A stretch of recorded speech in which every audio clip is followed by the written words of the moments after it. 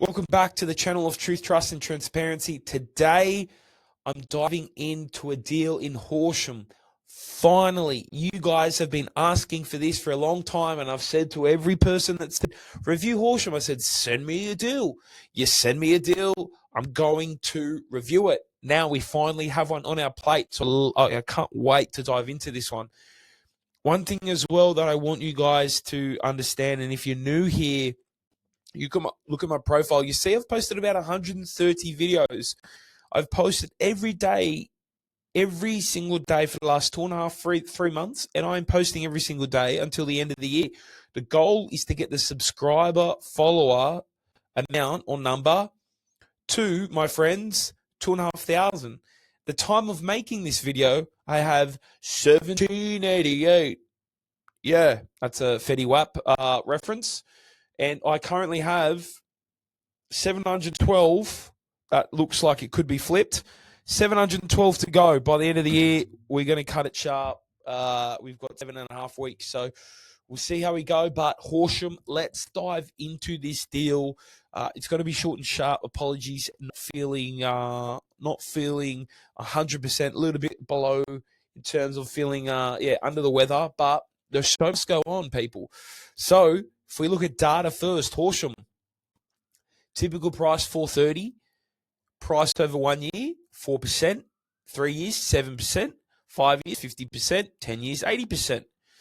Quite a high yield, and some other things to look into. So let's dive into the data page.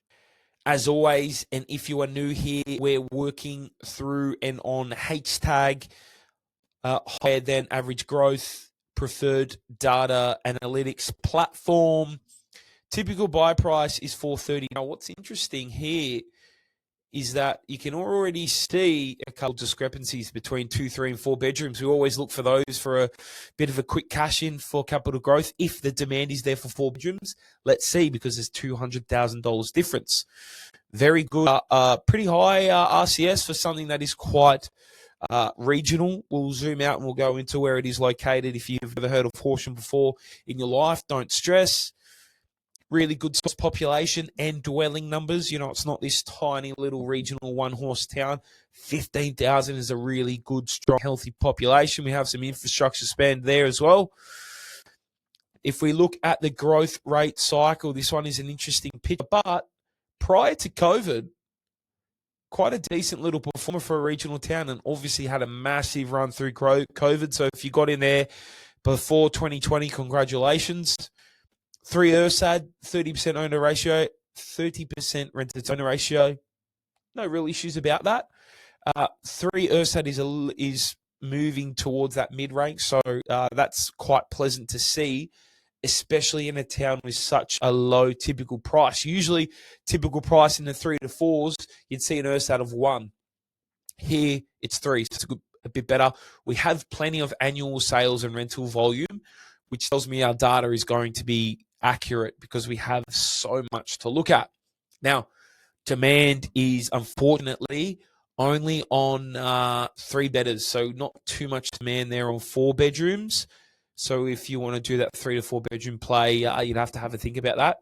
One thing I really love about this currently is the affordability sitting on 23 years to own, which is incredibly low. If you've watched any of these deal reviews, and if you haven't, I would encourage you to go back and watch a couple more, especially around this sort of price point, to look at that affordability index, because it tells me if the owner occupiers, the people that live there, can buy there, that is what is going to drive up that demand, that good capital growth. We don't just have investors flocking in for that sort of pump and dump. Stock on the market, very little, 24 listings, very little building approvals, almost a 9-year hold period. We love that. And inventory only 1.1 months. So ticking all the boxes there. 33 days on market, also low for a rural market. Also low for a rural market. Stock on market long term is decreasing a little bit in the short term, but again, 20 listings. Some vacancies, 15 vacancies, and days on market short term is decreasing. So we just need to keep an eye on it. Looks like it looks like vacancy rates, although high, sort of have been quite consistent around, this mid sort of 15 to 20 vacancies. Building approvals dropping off, and we know that hold term period. So, look, what I'm saying is this data, I don't mind it, especially for a $300,000-$400,000 price range. Remember, when you're looking at suburbs that are $300,000-$400,000, the data is not going to be perfect, because if it was all perfect and all lined up and it all looked great, it wouldn't be 300 or 400 grand. So here it's not. It's not perfect, but we have good affordability here. We have some short-term indicators, which is great. Stock on market, we just have to have a look at why that is. But again, choked market if there's only 1 month worth of inventory. So let's have a look at the asset in particular and where it is located. Alrighty. So for those of you that don't know, Melbourne is down here. And we're moving northwest past Ballarat, past Ararat to Horsham, all the way out in Horsham. So you can see very substantial built form and works. We've got a river that's running and cutting it centrally. We've got our main sort of flagship roads here. We've got racecourse. We've got botanic gardens, community ovals, and all those sorts of things. We've also got a rail line, which is great, and really nice school. So it's in this pocket here. I think one thing that I'm automatically intrigued about is going to be the river, just because of the proximity. But in terms of the street itself, it's not a main road. It's not on a cul-de-sac. Regular cut block, regular placed house. There is no real sign that anyone else has got clever with houses in this particular pocket, nor does there look to be any huge issues. We've got medical centre here. We've got a hospital, so, located close to them, which is cool. Let's look at the street view.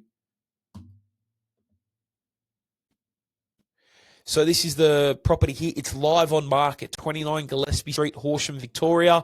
One thing I don't like about it is going to be the power pole in the front yard. Always remember, guys, preference is to have a clean front yard like this house next door. Obviously, it's just a detractor to have a power pole in the front yard. Sometimes you can't avoid it. Let's look at some more street dates. The street itself,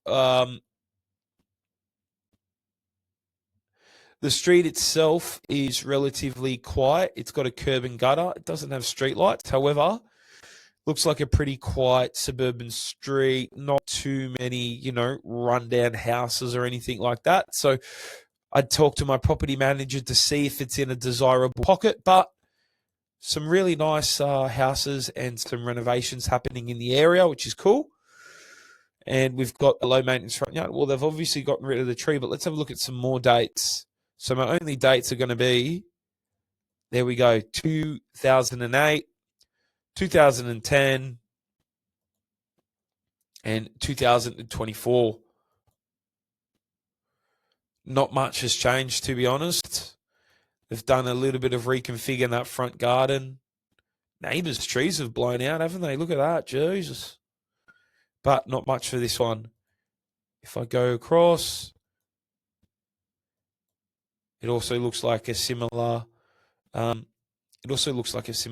vent. So let's look at the listing, shall we? 419, almost 420. Perfectly positioned. Currently rented $430 a week on a periodic lease. 5.3% rental return. Not bad. Considering the suburb has a typical that's a little bit lower. Let's look at the photos. Low maintenance front yard. Again, always good. Kitchen's got some sort of lino flooring. Not the greatest or biggest kitchen. And some outdated light fixtures. Looks like there might have been some issues with the lino along here. So something my building and pest inspector will be able to inform me about. Yeah, full old school cabinets and you can tell from this sort of detail where I can still see the face of the carcass. But painted and neat and tidy. Bedroom one, again, Probably just potentially needs a bit of a paint. That's the outside. Cool. Some sort of lounge room. Laundry. Bathroom. Again, little bit of a orange flag here. Looks like there could be some works that have been attempted to do here. And I just be careful because this edge here, if my eye tells me anything, that this looks kind of photoshopped a little bit. So just be wary around this and this detail here of not trusting real estate photos. And I want a building inspector having a look at here. They can also get that thermal gun where they can see if there's any leaks in the walls. Backyard is big and beautiful. Looks like it does slope down towards the house though, which is not great. Bedroom. Floor plan, so come in, sunroom, cool. Living and dining is connected, cool. Laundry, yeah. Bathroom, yeah. Bedrooms are all very good size, so can't fault the floor plan at all. Very nice floor plan. No, you probably can't convert it. So that's that. Let me have a look at some overlays. So what I can see here is that the property, unfortunately, if you take the planning zones off, flood affected. So, and almost bushfire affected too, almost had the double whammy, but flood affected. So that's going to be your issue. If I'm buying something that I'm holding it long term, I'm not going to be buying flood affected property. Again, you can may be able to research and dive into this, but that's going to be a flag that every insurance company is going to find as well. And you'd want to do your research around Horsham and its floods and see if it has happened or if there's any photos on Gillespie Street. Let's see if we can find anything actually. Okay, so all I've done is Google Horsham flood pictures. One thing you guys need to use to your advantage is the aerial pictures, and I'll show you why. There is a good chance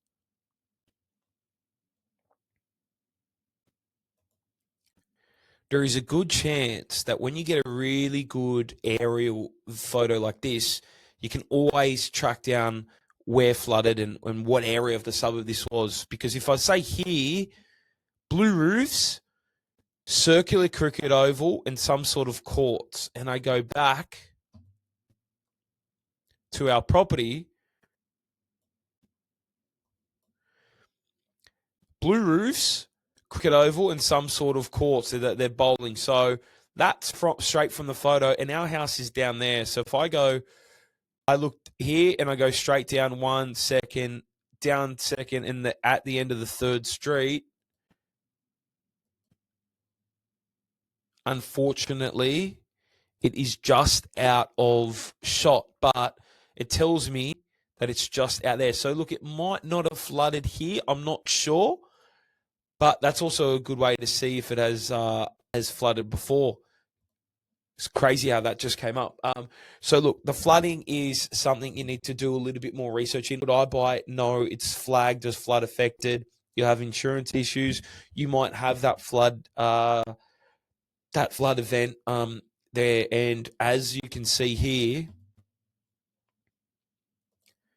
there are plenty more areas in Horsham that aren't flood affected. So for me, see where we are here?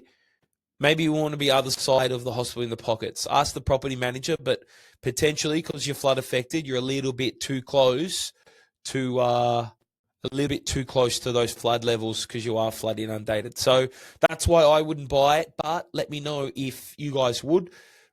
Potentially, if your budget is 300 to 400K, you've got the suburb right, you've got the asset wrong. Let me know if you disagree, agree, or what your thoughts are in the comments. If you haven't subscribed, would appreciate if you do. $2.5 grand by the end of the year. You guys know the deal. I'll talk soon. See you tomorrow.